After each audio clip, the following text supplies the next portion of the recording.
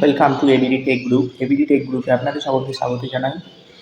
তো আজকে যে জিনিসটা আপনাদের শেখাতে চলেছি সেই জিনিসটা হচ্ছে যে কীভাবে আপনারা একটা পাসপোর্ট অ্যাপ্লাই করবেন।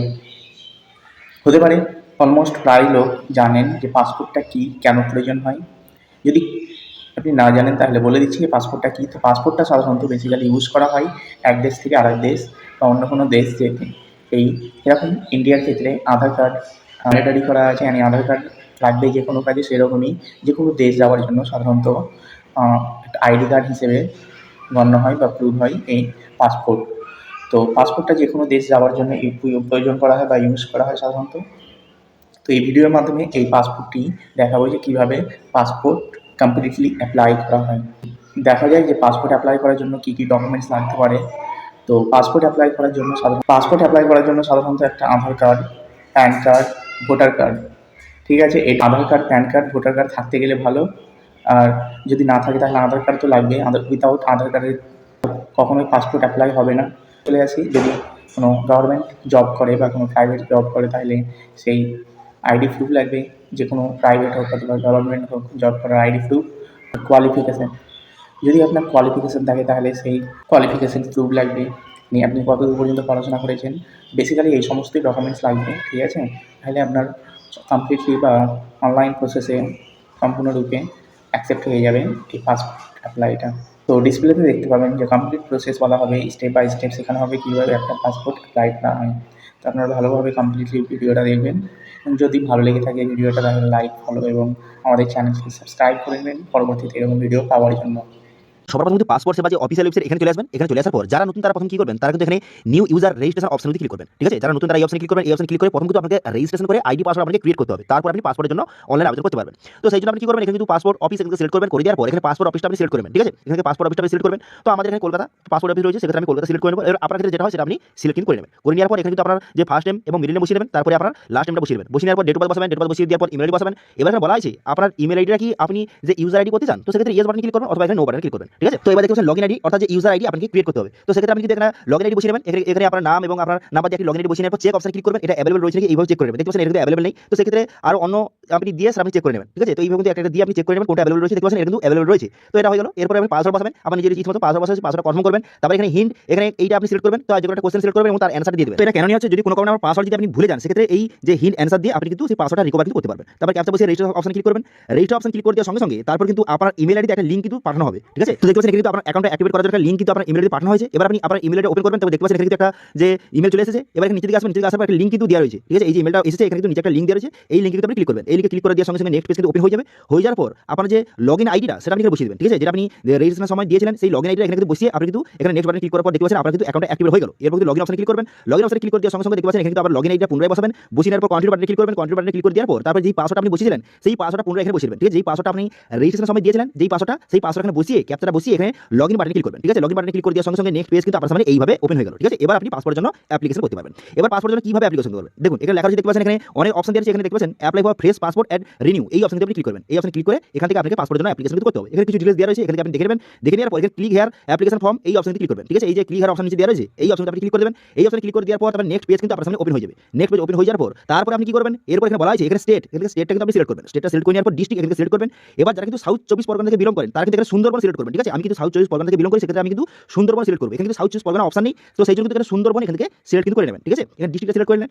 ডিস্ট্রিক্টটা সিলেক্ট করে নেওয়ার পর তারপর কিন্তু নেক্সট পেজ আপনার সামনে এইভাবে কিন্তু ওপেন হয়ে যাবে। দেখতে পাচ্ছেন নেক্সট পেজ এইভাবে ওপেন হয়ে গেল। এখানে বলা হয় যে আপনি নতুন পাসপোর্ট করতে চান না পাসপোর্ট আপনি রিইস্যু করতে চান। তো সেক্ষেত্রে আমি নতুন করতে চাই, তো আমি সেই জন্য কিন্তু ফ্রেশ পাসপোর্ট সিলেক্ট করে নিলাম। তারপরে আপনি বলা হয় যে নরমাল চান না তৎকাল চান, তো সেক্ষেত্রে আপনার যেটা প্রয়োজন সেটা আপনি এখানে সিলেক্ট করবেন। এরপর বলা হয় যে কত পেজের চান, 36 পেজ না 60 পেজ, আমি 36 পেজ চাই, তো সেটা আমি সিলেক্ট করে নেওয়ার পর এখানে নেক্সট বাটনে ক্লিক করলাম, ঠিক আছে। এবার যদি তৎকাল চান অথবা 60 পেজে চান সেক্ষেত্রে বেশি টাকা কিন্তু লাগবে, ঠিক আছে। তবে নেক্সট বাটনে ক্লিক করে দেওয়ার পর তারপরে আপনি কি করবেন, এখানে আপনার নাম বসিয়ে নেবেন। বসিয়ে নেওয়ার পর এখানে ফার্স্ট নেম লাস্ট নেম বসিয়ে নেবেন। বসিয়ে নেওয়ার পর এবার জেন্ডারটা সিলেক্ট করবেন। জেন্ডারটা সিলেক্ট করে নেওয়ার পর এখানে বলা আছে আপনার কি অন্য কোনো নাম রয়েছে, যদি হয়ে থাকে ইয়েস করবেন অথবা নো করবেন। তারপরে আপনি নাম কি চেঞ্জ করেছেন সেক্ষেত্রে ইয়েস করবেন অথবা নো করবেন। করে দেওয়ার পর আপনার ডেট অফ বার্থ, এখানে ডেট অফ বার্থ বসিয়ে দেবেন। এরপর বলা আছে আপনি যদি ভারতের বাইরে জন্মগ্রহণ করেন সেক্ষেত্রে ইয়েস করবেন অথবা এখানে নো কিন্তু করে দেবেন, ঠিক আছে। করে দেওয়ার পর তারপরে এখানে দেখতে পাচ্ছেন এখানে যে প্লেস অফ বার্থ আপনি কোথায় জন্মগ্রহণ করেছেন সেই ভিলেজের নাম বসিয়ে দেবেন। বসিয়ে দেওয়ার পর এখানে স্টেট সিলেক্ট করবেন। এরপর ডিস্ট্রিক্টটা সিলেক্ট করবেন। এখান থেকে ডিস্ট্রিক্ট সিলেক্ট করে নেওয়ার পর এরপর বলা আছে আপনি বিবাহিত না অবিবাহিত সেটা আপনি এখান থেকে সিলেক্ট করে নেবেন। করে নেওয়ার পর তারপরে এখানে বলা আছে আপনি ভারতে জন্মগ্রহণ করেছেন, তো সেক্ষেত্রে এখানে বার্থ সিলেক্ট করবেন। করে দেওয়ার পর এখানে প্যান কার্ড নাম্বার বসাবেন। তারপরে ভোটার নাম্বার বসাবেন। তারপরে এখানে এমপ্লয়মেন্ট টাইপটা এখানে সিলেক্ট করে নেবেন, ঠিক আছে। এখানে এমপ্লয়মেন্ট টাইপটাকে সিলেক্ট করবেন যে আপনি সেলফ এমপ্লয়েড না কি করেন। আপনার এমপ্লয়মেন্ট টাইপটা সিলেক্ট করে নেওয়ার পর এরপর বলা হয়েছে আপনার পেরেন্ট যদি কোনো গভর্নমেন্ট সার্ভিস করে থাকে তো সেক্ষেত্রে এখানে ইয়েস করবেন অথবা এখানে নো কিন্তু করে দেবেন, ঠিক আছে?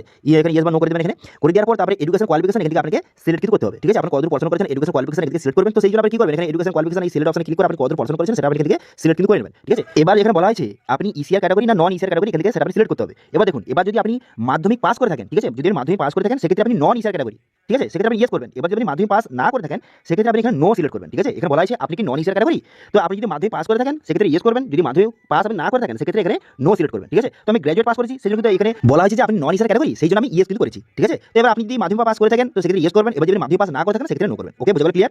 এরপর বলা হয়েছে যে আপনার কোনো শরীরে কোনো রকম মার্ক রয়েছে নাকি, ঠিক আছে? তো সেক্ষেত্রে সেটা আপনি এখান থেকে বসিয়ে নেবেন, ঠিক আছে? আপনার কোনো রকম শরীরে যদি কোনো রকম যে মার্ক থেকে থাকে সেটা কোথায় রয়েছে সেটা আপনি এখান থেকে সঠিকভাবে কিন্তু বসিয়ে নেবেন। ওকে, বুঝে গেল? তারপর এখানে বলা হয়েছে আপনার আধার কার্ডের নাম্বার, আপনার আধার নাম্বার বসাবেন, আধার নাম্বার বসিয়ে একটা টার্মস করে আই এগ্রি ইয়েস করবেন, করে দেওয়ার পর নেক্সট বাটনে ক্লিক করবেন।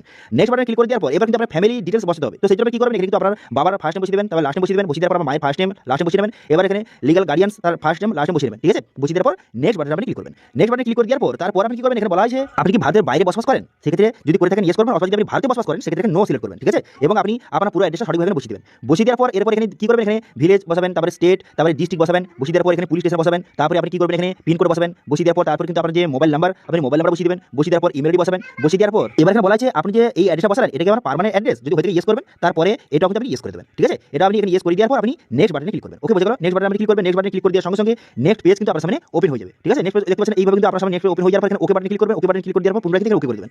ওকে করে দেওয়ার সঙ্গে সঙ্গে নেক্সট পেজ আপনার সামনে ওপেন কিন্তু এইভাবে হয়ে গেল। এরপর কি করবেন, এখানে ইমার্জেন্সি কন্ট্যাক্ট নাম্বার আপনাকে দিতে হবে। এবার যার আপনি ইমার্জেন্সি কন্ট্যাক্ট নাম্বার দিবেন তার নাম অ্যাড্রেস বসাবেন, তার মোবাইল নাম্বার বসাবেন এবং তার ইমেল আইডি বসিয়ে এখানে নেক্সট বাটনে আপনি ক্লিক করবেন। নেক্সট বাটনে ক্লিক করে দেওয়ার সঙ্গে সঙ্গে নেক্সট পেজ কিন্তু আপনার সামনে এইভাবে ওপেন হয়ে গেল।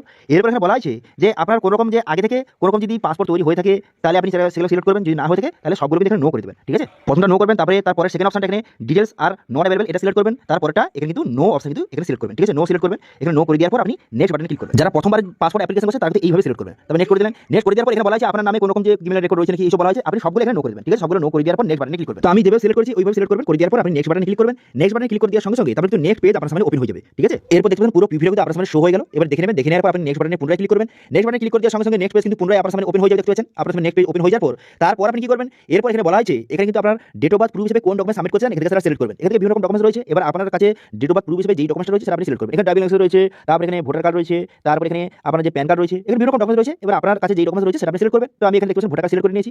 এবার অ্যাড্রেস প্রুফ হিসেবে এখানে আমি আধার কার্ড সিলেক্ট করে নেব। এবার আপনার কাছে যেই ডকুমেন্টস রয়েছে সেটা সিলেক্ট করবেন। তারপর আপনি কি করবেন, তারপর নিচে দিকে আসবেন, নিচে দিকে আসার পর প্লেস, এখানে প্লেসটা বসাবেন, তারপর এখানে ডেটটা দেওয়া রয়েছে। এবার আই এগ্রি করবেন, করে দেওয়ার পর সাবমিট ফর্ম অপশনে ক্লিক করবেন, ঠিক আছে? পুরো প্রিভিউটা দেখে নেওয়ার পর সাবমিট ফর্ম অপশনে ক্লিক করে দেওয়ার সঙ্গে সঙ্গে আপনার ফর্মটা দেখতে পাবেন সাকসেসফুলি সাবমিট হয়ে গেল। এরপর কিন্তু আপনাকে যে পেমেন্ট করতে হবে এবং অ্যাপয়েন্টমেন্ট বুক করতে হবে। তো সেই জন্য দেখতে পাচ্ছেন এখানে পে এন্ড শিডিউলড অ্যাপয়েন্টমেন্ট এই অপশনটা আপনি ক্লিক করবেন। এই অপশনে ক্লিক করে দেওয়ার সঙ্গে সঙ্গে নেক্সট পেজ কিন্তু আপনার সামনে ওপেন হয়ে যাবে। তো সেই জন্য আপনি কি করবেন, এখানে আপনি স্টেট ব্যাংক এখানে সিলেক্ট করবেন, এখানে আপনি ইপের মাধ্যমে পেমেন্ট করতে পারেন। তো আপনি যেটা করে থাকেন সেটা নেক্সট করবেন, নেক্সট করবেন, আবার কিন্তু পুরো নেক্সট করে দেবেন, এখানে আপনার নাম শো হয়ে যাবে। নেক্সট করে দেওয়ার পর এবার কিন্তু এখানে শিডিউল অ্যাপয়েন্টমেন্ট আপনাকে সিলেক্ট করতে হবে। তো সেই জন্য আপনি কি করবেন, এখানে দেখতে পাচ্ছেন লোকেশন আপনাকে সিলেক্ট করতে হবে, ঠিক আছে? পাসপোর্ট যে অফিস রয়েছে আপনার নিয়ারেস্ট যে পাসপোর্ট অফিস সেটা সিলেক্ট করবেন। তো আমার নিয়ারেস্ট এখানে দেখতে পাচ্ছেন আমার পাসপোর্ট অফিস রয়েছে এই কলকাতায় রয়েছে, সেটা আমি এটা সিলেক্ট করলাম। আমি সিলেক্ট করে নেওয়ার পর তারপর ক্যাপচাটা বসিয়ে এখানে নেক্সট বাটনে ক্লিক করবেন। নেক্সট বাটনে ক্লিক করে দেওয়ার সঙ্গে সঙ্গে নেক্সট পেজ কিন্তু আপনার সামনে ওপেন হয়ে যাবে, ঠিক আছে? তো এখানে ক্যাপচাটা আমি বসিয়ে নিলাম, ক্যাপচাটা বসিয়ে নেওয়ার পর নেক্সট বাটনে ক্লিক করে দেবো। নেক্সট পেজ ক্লিক করে দেওয়ার সঙ্গে সঙ্গে নেক্সট পেজ কিন্তু আপনার সামনে ওপেন হয়ে যাবে। নেক্সট পেজ ওপেন হয়ে যাওয়ার পর এবার কিন্তু আপনাকে ডেটটা সিলেক্ট করতে হবে, ঠিক আছে? এখন যে বুক করতে চান সেক্ষেত্রে ডেট আপনাকে সিলেক্ট করতে হবে। তো দেখতে পাচ্ছেন এখানে 11,500 টাকা লাগবে। এবার এখানে দেখতে পাচ্ছেন ডেট, এই অপশনে ক্লিক করবেন। এই ডেট অপশনে ক্লিক করে এখানে অ্যাপয়েন্টমেন্ট ডেটটা কিন্তু আপনাকে সিলেক্ট করতে হবে। তো সেই দেখতে পাচ্ছেন যেগুলো লাল হয়েছে সেগুলো কিন্তু অলরেডি বুক হয়ে গেছে, যেগুলো কিন্তু এখানে যে ব্লু কালারের বা গ্রিন কালার রয়েছে সেগুলো কিন্তু অ্যাভেলেবল রয়েছে। তো সেই জন্য আপনি নেক্সট করে যে ডেটা বুক করতে চান সেটা আপনি সিলেক্ট করবেন, ঠিক আছে? তো আমি ডেটা সিলেক্ট করলাম। ডেটা সিলেক্ট করে নেওয়ার পর পে এন্ড এখানে অ্যাপয়েন্টমেন্ট এই অপশন সিলেক্ট করবেন। তারপরে ওকে বাটনে ক্লিক করবেন। ওকে বাটনে ক্লিক করে দেওয়ার সঙ্গে সঙ্গে তারপরে কিন্তু এখানে পেমেন্টের পেজটা চলে আসবে। এবার কিন্তু আপনি 11,500 টাকা এখান থেকে পেমেন্ট কিন্তু করে দেবেন, ঠিক আছে? তো 11,500 টাকা এখানে সঠিকভাবে পেমেন্ট করে দেওয়ার সঙ্গে সঙ্গে একটি অ্যাপ্লিকেশন রিসিপ্ট কিন্তু জেনারেট হয়ে যাবে। সেটা কিন্তু আপনি অবশ্যই প্রিন্ট আউট কিন্তু করে নেবেন, ঠিক আছে? এরপরে যেই ডেটে আপনি অ্যাপয়েন্টমেন্টটা বুক করেছেন, যেই ডেটে এবং যেই পাসপোর্ট সেবা কেন্দ্রে আপনি অ্যাপয়েন্টমেন্টটা বুক করেছেন সেখানে কিন্তু সেই ডেটে আপনাকে যেতে হবে এবং সেখানে কি নিয়ে যাবেন, সেখানে কিন্তু আপনার সমস্ত অরিজিনাল ডকুমেন্টস আপনার সেখানে নিয়ে যেতে হবে। ডেট অফ বার্থ প্রুফ হিসেবে, অ্যাড্রেস প্রুফ হিসেবে যেই ডকুমেন্ট সিলেক্ট করেছেন সেটা তো নিয়ে যাবেন আর সঙ্গে আরও সমস্ত অরিজিনাল ডকুমেন্টস কিন্তু নিয়ে যাবেন, ঠিক আছে? যেমন আধার কার্ড, ভোটার কার্ড, আপনার প্যান কার্ড, ঠিক আছে? এই সমস্ত মাধ্যমিকের যে মার্কশিট, সমস্ত রকম ডকুমেন্টস কিন্তু অরিজিনাল কিন্তু নিয়ে যাবেন, ঠিক আছে? মনে করবেন যে অরিজিনাল সমস্ত ডকুমেন্টস কিন্তু অরিজিনাল আপনি সেখানে নিয়ে যাবেন। তারপরে সেখানে আপনার সমস্ত যে ডকুমেন্টস ভেরিফিকেশন হবে এবং সেখানে আপনার ফটো তুলবে। তারপর সমস্ত ডকুমেন্ট ভেরিফিকেশন করে দেওয়ার পর তারপর কিন্তু আপনি বাড়ি চলে আসবেন। বাড়ি চলে আসার পর তারপর কিছুদিনের পর আপনার কিন্তু যে পুলিশ ভেরিফিকেশন কিন্তু হবে। পুলিশ আপনার বাড়িতে আসবে অ্যাড্রেস ভেরিফিকেশনের জন্য। তারপরে অ্যাড্রেস ভেরিফিকেশন হয়ে যাওয়ার পর তারপরে 1 থেকে 2 মাসের মধ্যে যে অরিজিনাল যে পাসপোর্টটা পোস্টের মাধ্যমে আপনার বাড়িতে কিন্তু চলে আসবে, ঠিক আছে? এবার বলে কি যারা তৎকাল পাসপোর্টের জন্য অ্যাপ্লিকেশন করেন তারা কিন্তু 15 থেকে 1 মাসের মধ্যে কিন্তু আপনার পাসপোর্টটা পোস্টের মাধ্যমে বাড়িতে চলে আসবে। কিন্তু যদি আপনি নরমাল পাসপোর্ট যদি অ্যাপ্লাই করে থাকেন সেক্ষেত্রে কিন্তু 2 থেকে 2.5 মাস কিন্তু সময় লাগতে পারে, ঠিক আছে? তো এইভাবে কিন্তু বর্তমানে আপনি 2025 যদি আপনি পাসপোর্টের জন্য অ্যাপ্লিকেশন করতে চান এইভাবে আপনাকে আবেদন কিন্তু করতে হবে, ঠিক আছে?